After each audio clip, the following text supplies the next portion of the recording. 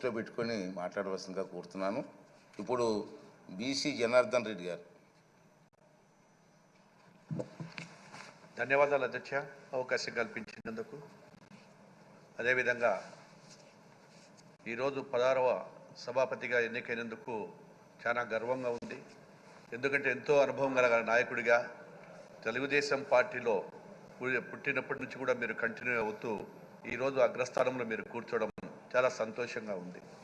అదేవిధంగా నాకు ఆర్ఎండ్బి శాఖ మంత్రిగా ఇచ్చినటువంటి మా గౌరవ ముఖ్యమంత్రి శ్రీ నారా చంద్రబాబు నాయుడు గారు ఆర్ఎండ్బి శాఖ ఇవ్వడం జరిగింది.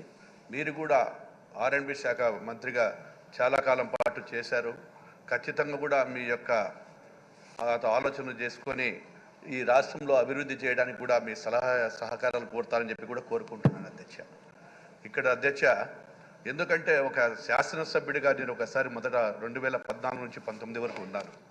అదేవిధంగా రెండవసారి ఓడిపోయిన తర్వాత తెలుగుదేశం పార్టీ అధికారంలో రాకుండా వైఎస్ఆర్ పార్టీ అధికారంలోకి వచ్చినప్పుడు ఈ అక్రమ కేసులు పెట్టినప్పుడు ఆ బాధ నేను అనుభవించాను అధ్యక్ష.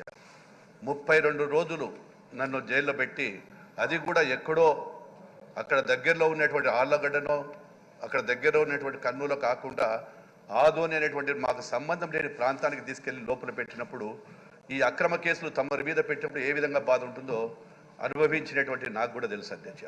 ఆ కుటుంబ సభ్యుల మనోవేదన, అదేవిధంగా జరిగిన అవమానాలు, పోలీస్ అధికారులు మాట్లాడేటువంటి మాటలు, కార్యకర్తలను వేధించినటువంటి కూడా కళ్ళతో నేను అనుభవించాను అధ్యక్ష. అటువంటిది మీ మీద ఎన్ని అక్రమ కేసులు పెట్టినా, ఎన్ని ఇబ్బందులు వచ్చినా పార్టీకి ఒక సైనికుడిగా ఉన్నారు మీరు. అదేవిధంగా కార్యకర్తలందరూ కూడా వైఎస్ఆర్ పార్టీ వచ్చిన తర్వాత అనేక నియోజకవర్గాలు ఇబ్బందులు పడుతూ ఉంటే అక్కడ మీటింగులు పెట్టి కార్యకర్తలకు వారికి ధైర్యం కూడా చెప్పారు అధ్యక్ష. మీరు ధైర్యం చెప్పడమే కాకుండా పోరాడితే పోయేదేముంది, పోరాడుదాము అని చెప్పి అనేక మంది కార్యకర్తలకు నాయకులకు మీరు ఒక స్ఫూర్తిదాతగా నిలిచినటువంటిది నేను కళ్ళతో కానీ చూడంగానే జరిగింది అధ్యక్ష.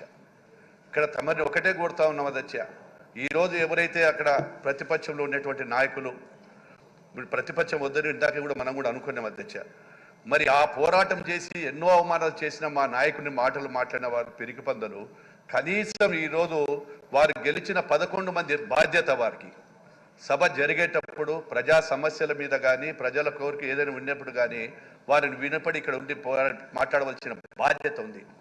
అంటే ఇప్పుడు ప్రజలు కూడా గుర్తిస్తారు అదే లాస్ట్కి మరి ఆ 11 స్థానాలు కూడా పోతాయి అధ్యక్ష.